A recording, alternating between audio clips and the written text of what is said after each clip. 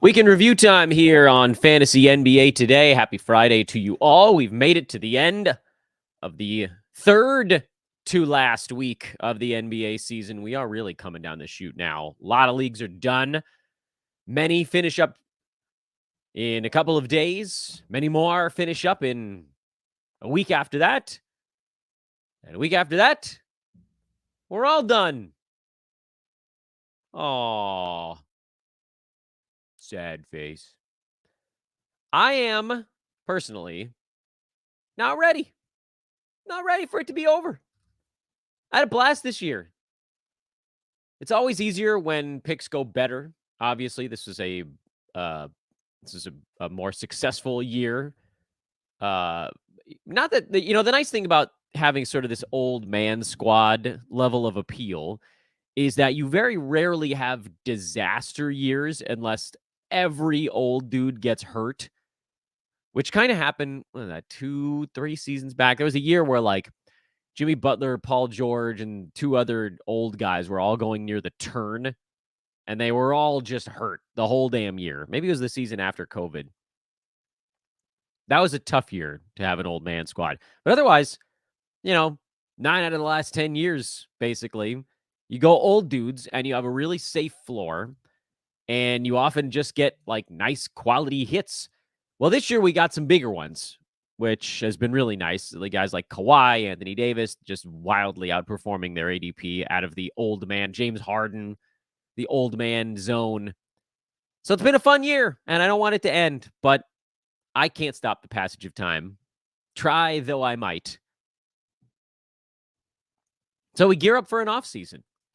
I will certainly not be doing 2 shows every day and something like 11 shows a week. It'll be 5. Monday through Friday, we'll have our off-season shows. We'll be breaking down all kinds of fun stuff. Lessons learned from a season gone by, how we did with our rankings, how Yahoo did with their rankings, team reviews. We'll talk about the draft. We'll talk about free agency. And then we hit the real dog days. We're just like, I am out of things to talk about. But we will continue to talk about things even then. That's how I roll, baby.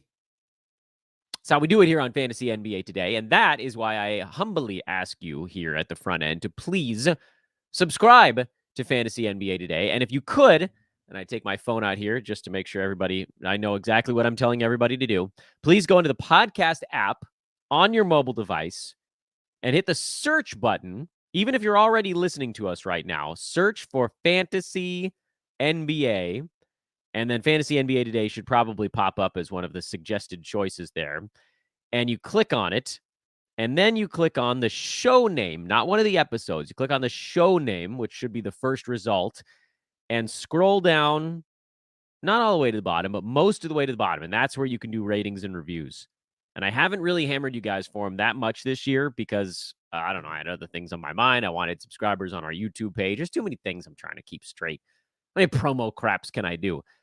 But I didn't bug you guys very much, and that's why we're still in the 800s on ratings and reviews. So please, if you've been enjoying this show all season, part of the season, last 3 days, whatever it is, please take a second to do those steps I just laid out and drop a 5-star review on Fantasy NBA today. Here is your Week 23 in review thread. Also graphic. And by graphic, I mean Dan threw it into a Microsoft Word document and then threw that into Read View. I know. I'm all class, baby. One of my projects for this offseason, we'll see how it goes, is to relearn OBS Studio so I can put out a slightly less grainy video feed here on YouTube. But man, StreamYard is so convenient. We're going to cover the stories of the past 5-ish days or so. And I want to remind everybody listening that this show will focus on players independent of their current schedule. So do not ask about game volume. Do not ask about streaming. Do not ask about games played. That will be for our other show, which we'll be doing likely in the afternoon. Well, we'll see how long this one takes, where we go through your ads and drops to maximize games played. This is not about that. This is about guys that you can use sort of everydayers versus not everydayers. Make sure to follow me on Twitter at Dan Besbris, DanBesbris. Ethos Fantasy BK is the basketball feed. We'll be switching that to Ethos Fantasy NBA in the offseason. Just be forewarned on that. And if you're, I probably should have changed the dialogue here, the diction. But like, rate, subscribe, however it is you're taking in this show. If you're watching on Twitter, navigate over to YouTube so you can subscribe, or to iTunes, Spotify, or whatever it is. And I'll be forever grateful. We're going to start with the injury replacements, and I mentioned why we did this pivot last week. The injury replacements coming first is basically so that when you guys don't see these names on the other lists, you won't ask me why. I want to get these out of the way early, so there are no questions as to why these names are not on the ads or drops or holds or whatever. I tried to cluster some of the guys up near the top that were ads for the rest of the season, where we don't know exactly what their role will be going into next year. It's kind of, I call them the Trey Murphy All-Stars from last season, where it was like, look, I don't know if this guy's actually going to be a fantasy value when his team is fully healthy. I do know he's a fantasy value when someone's down. And that's the case right now for Amin Thompson, who is crushing it since Alperen Şengün went down. Monster league winner type stuff here at the end of the year. Naz Reid with Cat down for the season, also kind of that same general vibe. Those guys are obvious ones. They're ads in every sense of the word. They're play everywheres, but they stay on this injury replacement list until we see them do it consistently when the team they're on is fully healthy. I think we can move through most of these other ones relatively fast, although I'll pause from time to time just to mention if somebody's not a play them all the time guy. But Josh Hart with Julius Randle out every day. Deuce McBride with OG Anunoby out every day. Paul Reed with Joel Embiid out is more, I mean, he's hovering around that 100 range, which should make him an everyday guy, but also we've seen the disappearance of scoring. The rebounds are down. The assists were never really all that high, but they're basically gone. Lately, he's pretty much been a smattering of rebounds and then pretty good defensive stats, which I know I love defensive stats, so it's weird for me to say that that's not enough at times, but it's a little more specialist-y. So if you're playing Paul Reed, understand that that's kind of where he's at right now. Kelly Oubre is back, cursing out referees. It was absolutely hilarious. He got fined $50,000 for doing the half-baked F you, F you, F you, you're cool, F you, I'm out, mic drop. And it was so worth it. But Oubre's a play guy. Al Horford, if Boston rests anybody, he's just perpetually here on the injury replacement board. Big Al. Nick Richards, meh. Low-end center, but he's been on this board for 4 months straight now. Vasilije Micic with Cody Martin out for the year. That's official. I forgot to change the Cody Martin status to season. But Micic is more of an assist stream at this point. And, this is the thing. Like, we get caught up in these, what is a particular category worth kind of thing. I get it. Assists are harder to find and blah, blah, blah, blah, blah, blah, blah. Micic is outside the top 200 over the last 2 weeks. 12 points, 5 assists, a ton of turnovers, no threes, no rebounds, a little bit of steal block. Not good enough if you're trying to play him everywhere every day. But if you're looking for 5 or more assists and you're not super worried about the rest of the stuff he's got going on, then there you go. So he's more of a specialist. Keon Ellis with Kevin Huerter out, who's also a little bit of a specialist, but we saw he can wake up from time to time and give you some points and a couple of boards and a couple of assists. And that's all you really need out of him because, like Paul Reed, he's been awesome on the defensive side. I think I like Ellis a little bit more because the defensive stuff has this insane upper limit to it. Like we don't really know how high it could go. I do think he's got a little bit pooped, which is, I believe, a medical term. But if you were looking at it, you're like, why is Keon Ellis seem like he's running out of gas? Well, Sacramento played 5 games in 7 nights. So, yeah, some of these guys slowed down. Why do you think they got their butts kicked by Dallas? Kings are going to put on a better fight today. And I expect Ellis to be a part of that better fight.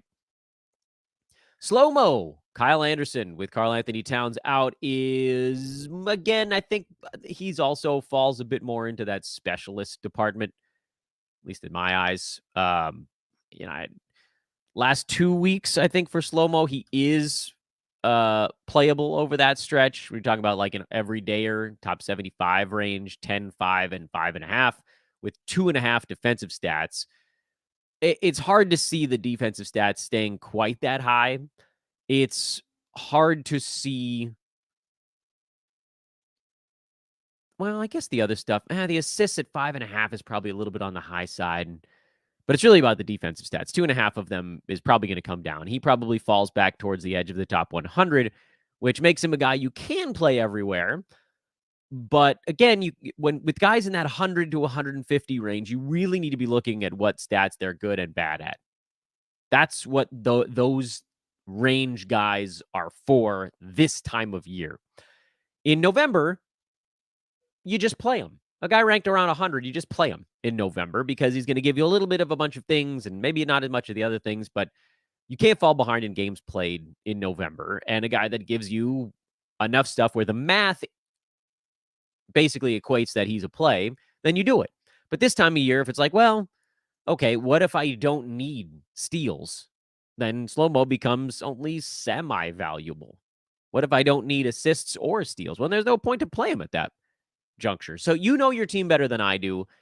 Guys that have that, 100 range kind of profile are guys where you have to pause and say, do I need what they are giving? Or can I part with them? Chimezie Metu, who's picked up some really nice minutes with Oscar Thompson out for the year in Detroit and Simone Fontecchio out for we don't know how long in Detroit.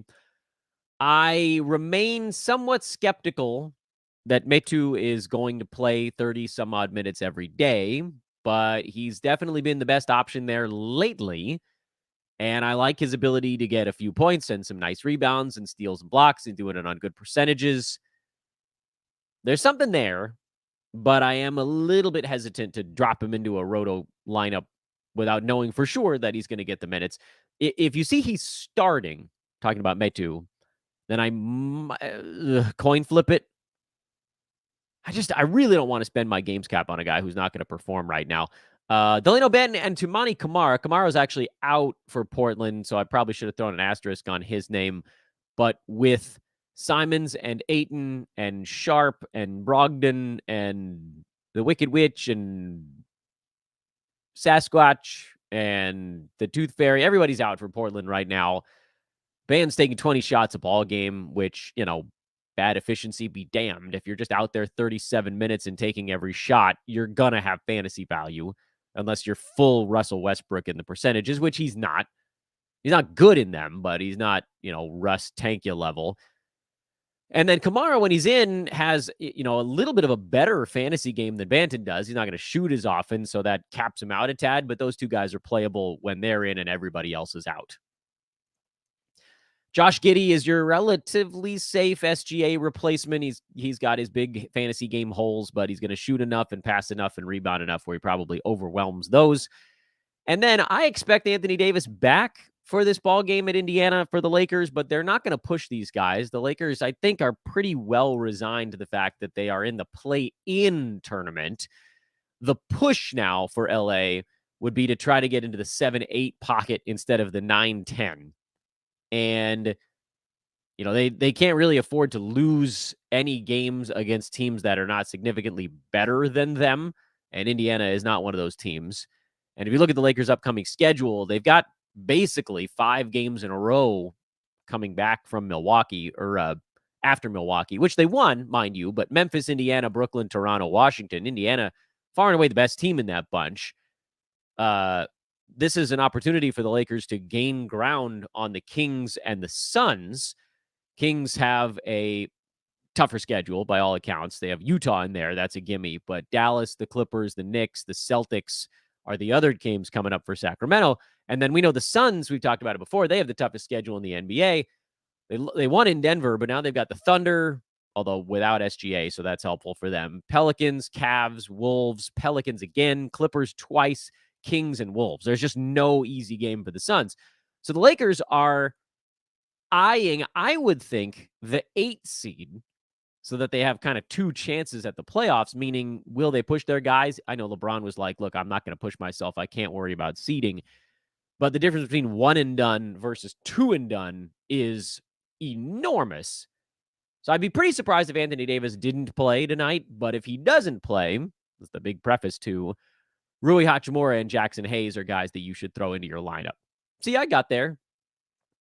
I had to slow walk us there, but we got there. And that's your massive injury replacement board. Now let's get to the ads, everybody's favorite part of the day. And I remind you all once again, if you're joining us late, please do take a moment to like, subscribe. I can speak. It's what I do. Subscribe, and please drop that 5-star review today. This is the last 2 weeks of the season, so this is where I'm going to start to come at you with please review stuff. Ads of the week. Max Strus is back, and he looks a lot better. He looked freaking spry in that last ball. And I don't know if that carries over. Maybe he just had a game where he was healthy or he was hitting shots. But it did seem like he needed time off that he wasn't getting. And then he got it. And then, I don't know, it just doesn't seem like it's a coincidence that he came back from injury and looked healthy. Andrew Wiggins is, I think, addable with Golden State. He's a guy I had more in the doesn't matter group, but he's been playing better than that lately, so we'll upgrade him a click. Marvin Bagley is an ad with Richaun Holmes already ruled out for the Wizards ball game due to his toe injury. That means it's Bagley or bust at the center spot. He'll probably get 25 to 32 minutes, somewhere in that neck of the woods. And yes, though I do not like his fantasy game in general, that is enough time for him to put up some fantasy numbers. And then finally, and he's the picture on the thumbnail this week, Jonathan Isaac. Not a guy you can pick up in head-to-head because a missed ball game is enough to sink your team. But after today, tomorrow, they only have one more back-to-back the rest of the way. And next week, they got games every other day. So there is a shot that Jonathan Isaac might play all 4 games next week. A shot, yes, 50-50 shot. Coin flippy. But if we find out which of the 2 back-to-back games he's playing today, tomorrow, early, you can make a decision then that actually could potentially work out for you on the head-to-head side. Because look, what if Isaac skips today, plays tomorrow? Well, then teams that played today but don't have games the rest of the week, you could pivot into Jonathan Isaac knowing, look, wherever you go, you're turning a 0 into a 1 game rest of the week. Go for a guy who's got this ridiculous appeal for threes and percentages and steals and blocks and some rebounds. Jonathan Isaac belongs on all roto teams right now, unless you don't need any of the 4 or 5 categories he's good at. But let's remember, if the Magic get to a point and they're just like, you know what, let's see if Jonathan Isaac can play 28 minutes and actually play in the next ball game. What if they gave him 28 minutes one night just to see? It's not going to happen. I don't know why I'm even bringing it up. But man, oh man, oh man. Strongholds is the next category on our board. These are ones, this is now the category that requires the least explanation, because these are guys that at some point in the last 2 weeks, I've been asked whether or not you should drop. And this is me saying, nope.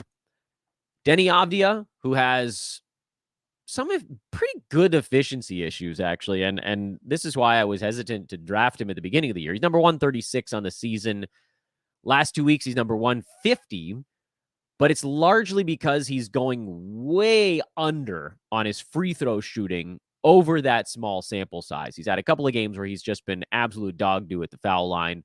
1 for 3 on March 8th, 4 for 7 on March 12th, 3 for 6 and 1 for 3 on the 23rd and then back on the 21st, respectively. Call it the free throw yips, call it just a weird down tick because maybe he was above his average before that.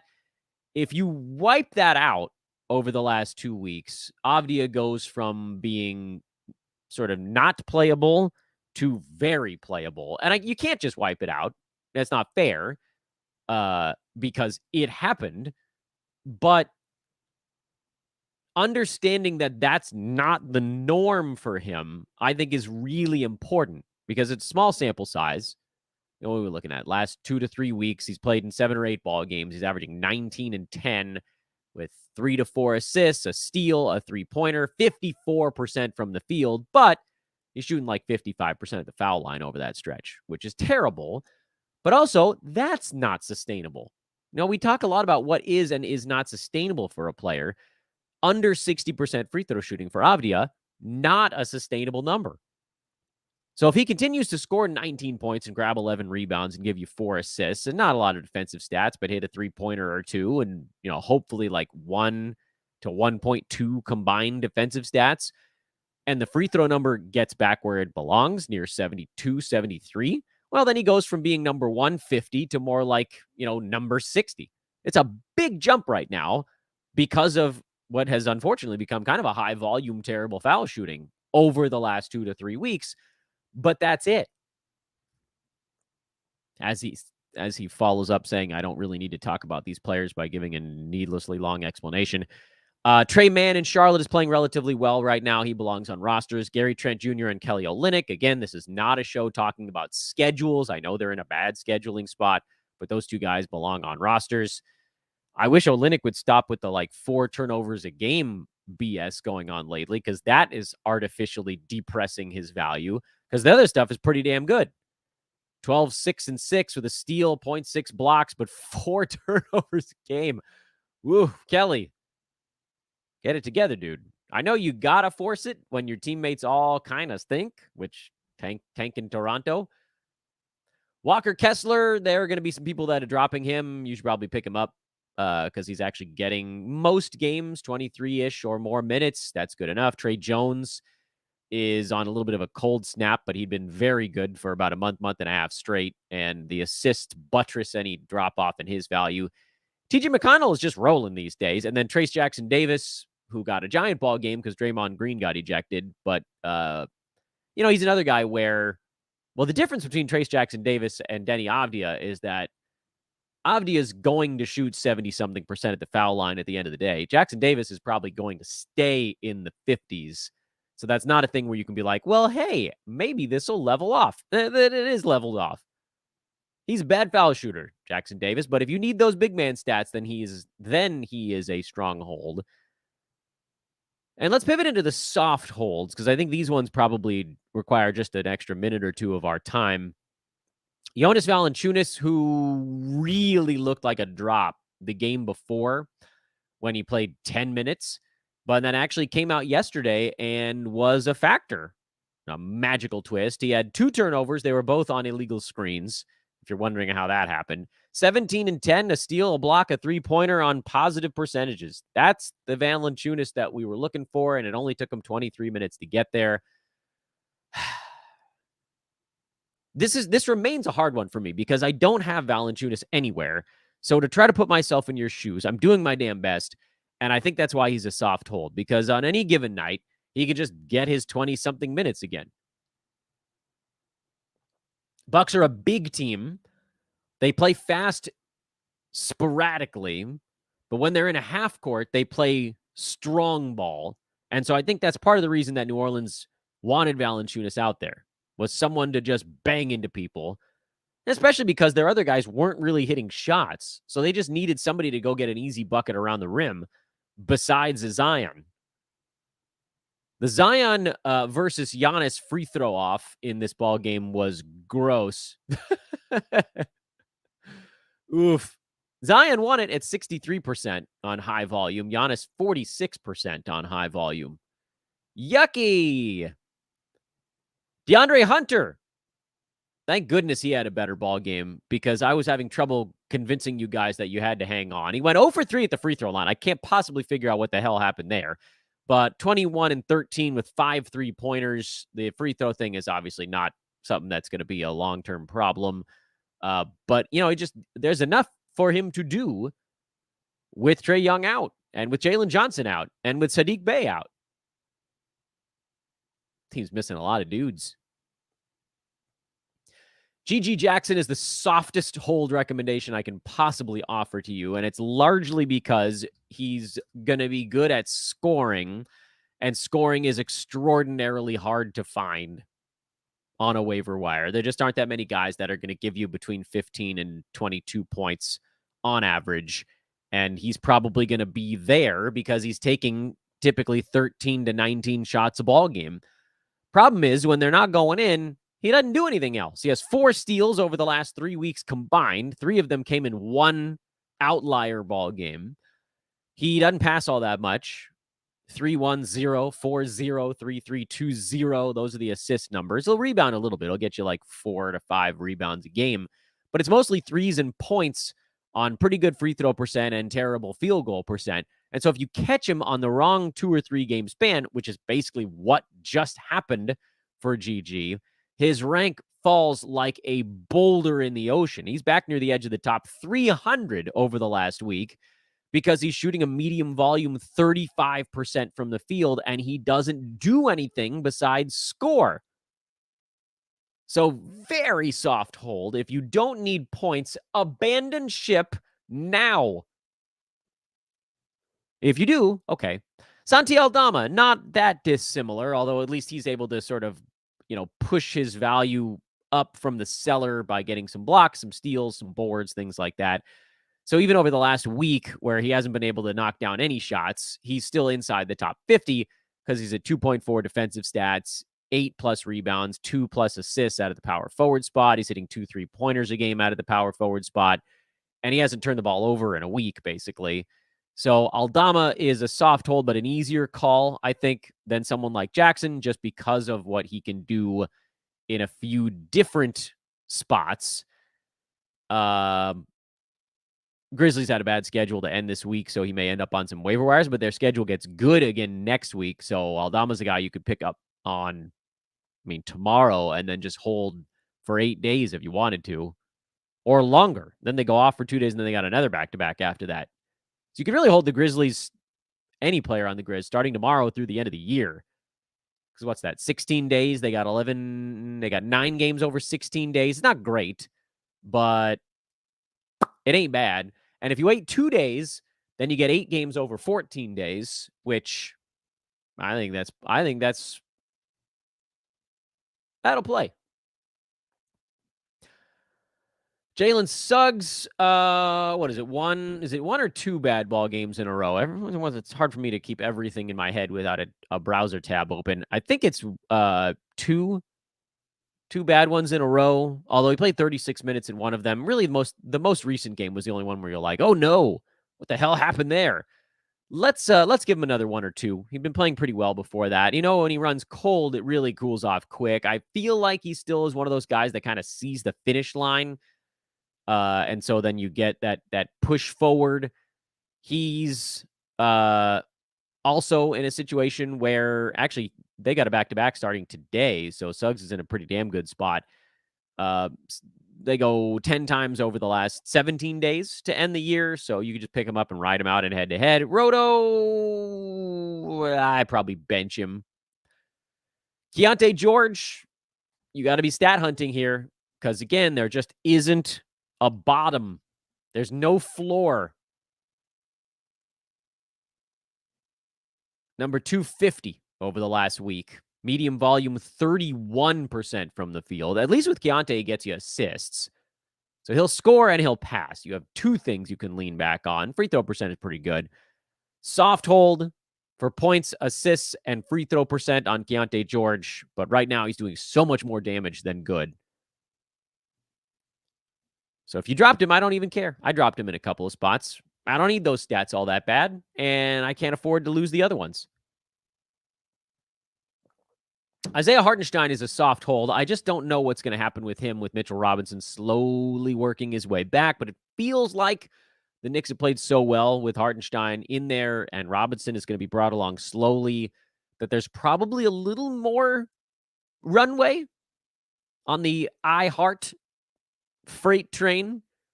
He did a very funny podcast with all the Villanova guys. I don't remember what it's called. Just talking about actually his race. So you guys should go check it out. Those Knicks guys are absolutely hilarious, and the podcast discussion was illuminating and entertaining. But anyway, soft hold, and then Dennis Schroeder is a pretty easy one. He's playing well, and the Nets have a couple guys out, so pretty easy call there.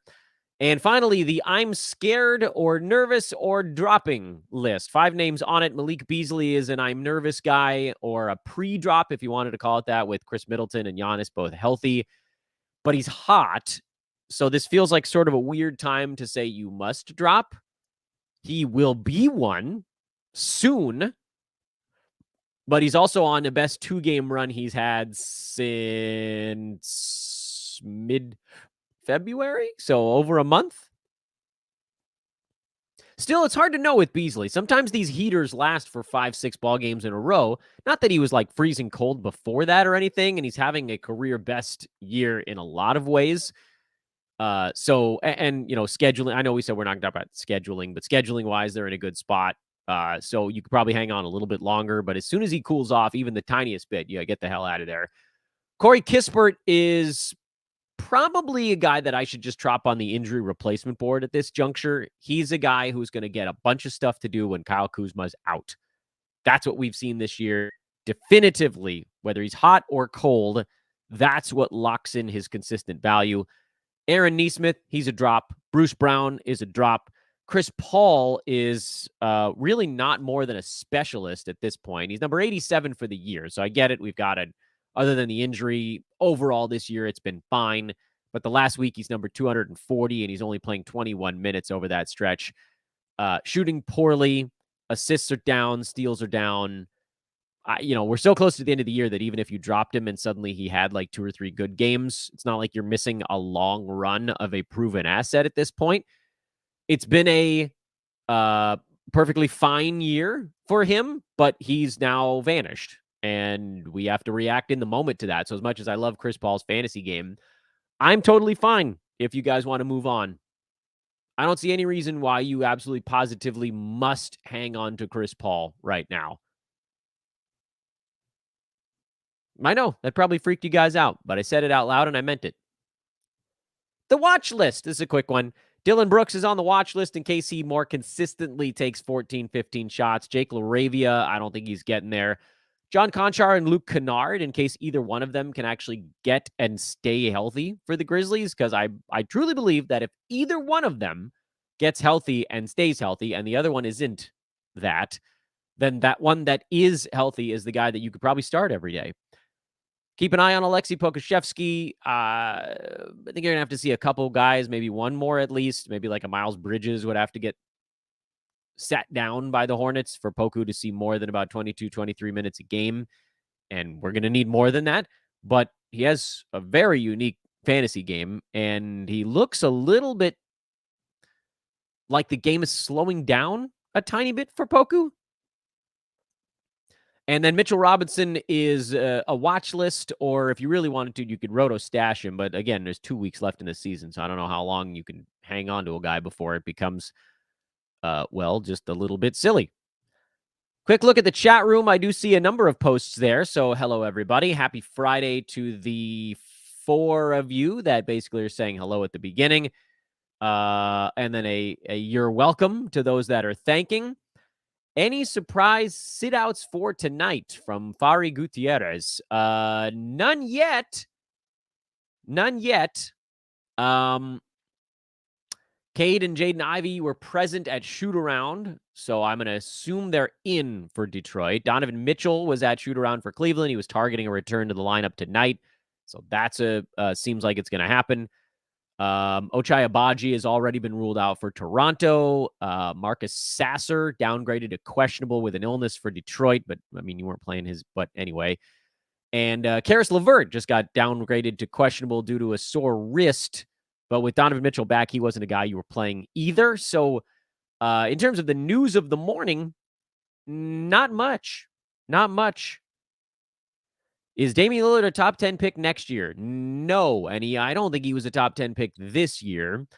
He was a guy that I thought was going to go. And this is the thing, like, we do this every year and we talk ourselves into it. There was absolutely no way that Dame was going to do as much in Milwaukee as he did in Portland. None. No chance. 0% chance. And this always happens. where we back ourselves into like, well, what if the efficiency does this? Or what if the assists do this? Or blah, blah, blah. No. When a superstar joins an equally high usage guy, 9 times out of 10, they take a hit. The question is just how much. I thought Dame was a very safe early second round pick, and that's basically where he's been at this year. He's a mid-second rounder on a per-game basis who's been largely healthy, so he's number 12 by totals. Great. If you got him early second round, you should be totally satisfied. But there was this weird move, I think, late in the draft season where we were like, you know what, maybe Dame will be a first-round guy. Maybe something will figure itself out. No, we got to stick to the damn odds on it. And Jess, I'm not yelling at you. I'm just yelling at the concept in general, where we had too much time to think about the Dame trade. And we've had too much time. I'm trying to think about other ones in the past. DeJounte Murray joining up with Trae Young. It was always going to be this way. Now, Trae's been out for a few weeks, so Murray's been taking every shot on planet Earth and rocketing himself into our hearts. He's up to number 31 now, and he's been super healthy, so that's good. But I'm thinking more of even last year when the trade first went down. DeJounte Murray was a first rounder in San Antonio, and we all kind of backed ourselves into this thought of like, I don't know if you guys remember this, not this draft season, but the previous one, when DeJounte Murray got traded. So he was listed as a first rounder on pre-rank, and then he got traded, and he got dropped all the way down into the 30s, which, interestingly, ended up being the right move. And then everybody was like, nah, that's too far. And then he bounced up into the teens, and then he bounced back down into the 20s, and he really just sort of pendulum swung his way between that first round and third until he landed at like number 20, which is not insane, by the way. But it's that kind of phenomenon where we had so much time during draft season 2 years ago to be like, well, maybe DeJounte's going to be better here, or maybe he's going to be worse there. And he just bounced back and forth almost indefinitely until finally the season just started and his ADP couldn't bounce around anymore because nobody was drafting. But that's what happens when guys join, when ultra high usage guys join other ultra high usage guys, they take a hit. That's just how it works. I love Kevin Durant. He's having a great year, but he's number 10 this year. And it's not because he's doing something like obscenely different than last year. In fact, his numbers are honestly, by and large, relatively similar. He was at 29, 7, and 5 last year. This year, he's at 28, 7, and 5. Defensive stats are about the same. I think a free throw is down for KD. And he's one of the rare dudes who doesn't usually take the big hit when he joins up another superstar because he remains kind of alpha level and his percentages are outstanding and blah, blah, blah. And like Devin Booker didn't take much of a hit, but what happened to Bradley Beal? 102. 14 shots a game. Even when he's been healthy, he hasn't been that involved. Someone always takes a hit, especially when there's 3 of them. That was a pretty easy one to see coming. Beal taking the hit, not KD or Booker. KD and Book pretty much did what they did. And the fact that that team also thinned out, there's like nobody else on the team besides those 3 guys. When stars come together, someone drops. Especially if they are, in the case we're talking about here, Dame and Giannis, guys that it's not like a big and a little. Those are ball in hand players. Play the odds is what I'm saying on this one. I need a center if Ayton is still out. Who do I like best between Andre Drummond, Duop Breath, or Wendell Carter Jr. in a points format? Probably Wendell Carter Jr. in a points format. Talking from a strictly 9 category sense, isn't Klay Thompson also kind of a doesn't matter player, ranked 112 for the season, 115 for the last 2 months? Yeah. So this is a good question, actually. Klay's been an interesting one because he's had such an up and down season, extraordinarily slow start. Then he got going a little bit, and then he tapered off again. And then he moved to the bench where he had a couple of big ball games, and then he slowed down a little bit. and now he's back in the starting lineup. He is above a doesn't matter player. Albert, great question. Because of one idea, and the idea is his floor is doesn't matter level. He was basically operating at his floor for most of the season. But we know enough about Clay to know that if he just gets like one more shot a game or the field goal percent ticks up like 1 percentage point, then he's immediately above that level. So what I need now, I probably need to even break down my categories a little bit further. There's the doesn't matter guys who basically have no prayer of ever getting out of that range. And then there's the doesn't matter guys who are a little bit better. The guys that you hold on to on the hope that they have a couple good weeks and then suddenly they're number 90 or 85 instead of landing at 115. And right now with Clay coming back into the starting lineup, he's top 60 something over the last 2 weeks. So there's that doesn't matter, and then there's that upside built in. What's our plan with Scoot Henderson? I have no plan with Scoot. I haven't had him all season long, and I don't ever want point guard or guard rookies. It's just an absolute disaster almost every time. Some guys figure it out in the second half, but Scoot missed a bunch of time in the first half of the year, so he's still kind of on that learning curve. Portland's schedule also stinks to high heaven this week before it gets okay again. I mean, like, if you really want to get their 8 games over the last 2 weeks, head-to-head side, you could, but he's going to probably do more damage than good.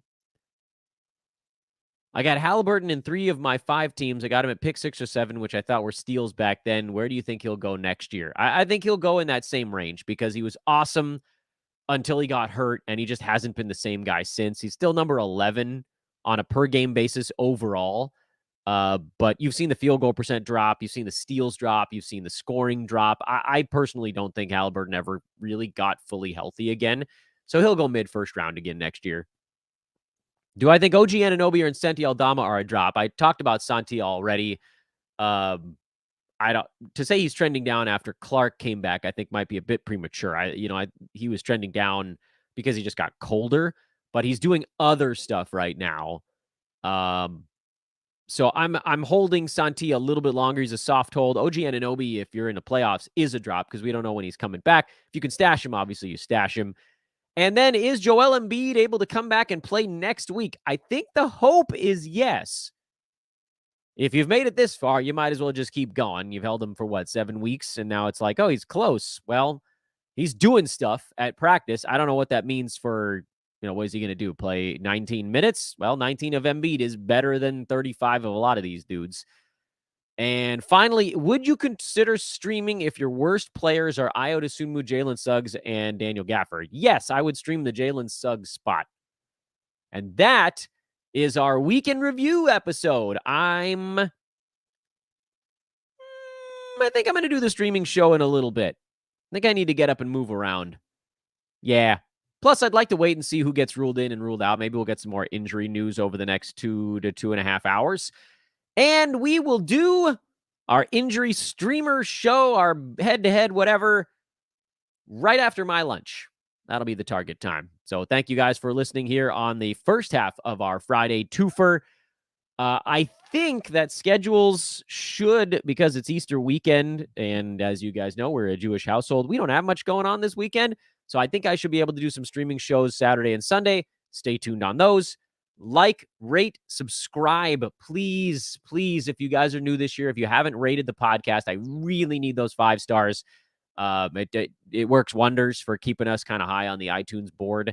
So please take a second. If you want to write something cool, if you don't even have the time for that, it should take you all of 20 seconds. If you want to write something, it'll take you 40. And yeah, that means the world to me. I hope you guys are enjoying the start of baseball. This is a great time of year. Basketball and baseball running at the same time. It's my favorite. Those are my 2 sports. Fantasy basketball more than... Okay, I don't play fantasy baseball all that seriously. I do have 1 free team, and I drafted exclusively with our live draft tracker tool with no knowledge of anything else. Very interested to see how that goes. Thank you to everybody that got involved on the premium side on the baseball stuff as well and all sport. You guys are the reason that we can keep sports ethos alive because the ad dollars from podcasts, believe me, don't handle it all by themselves. Have a great couple of hours. I'll see you guys in just a little bit. We'll break down some teams. Again, I'm at Dan Vesperis. I'll see you soon.